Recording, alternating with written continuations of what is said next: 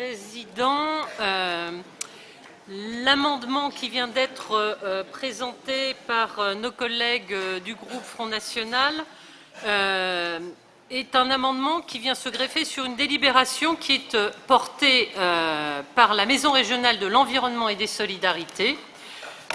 Et cette délibération, en fait, porte sur la programmation d'action 2016 des espaces info-énergie.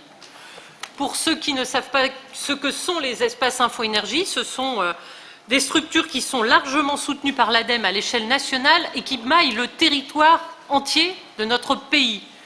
Sur des territoires réguliers, c'est à peu près, il y en a au moins une par arrondissement, et elles ont pour vocation de renseigner et d'informer l'ensemble des habitants qui le souhaitent sur toutes les modalités qui existent pour accompagner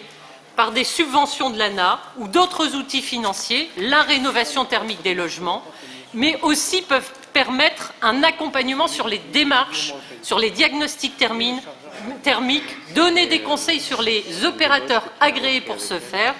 et par ailleurs peuvent aussi, comme je l'ai rappelé tout à l'heure en commission, pour certains, au travers d'appartements témoins qui sont dédiés, apprendre et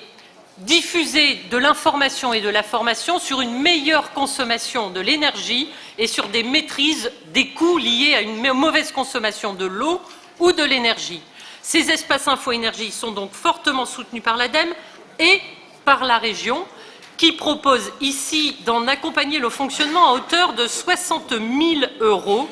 30 000 phasés en 2016, 30 000 en 2017. Monsieur Salmon nous demande d'aller au-delà de ce qui doit être notre rôle, à savoir veiller à la bonne utilisation des fonds publics sur des priorités qui correspondent aux actions que la région a envie de soutenir et a décidé de soutenir pour accompagner la maîtrise de l'énergie, la rénovation thermique des logements, y compris chez les propriétaires privés. En l'occurrence, c'est exactement ce que propose de faire cette action, certes portée par la Maison régionale de l'environnement et des solidarités, que nos collègues du groupe Front National considèrent comme n'étant pas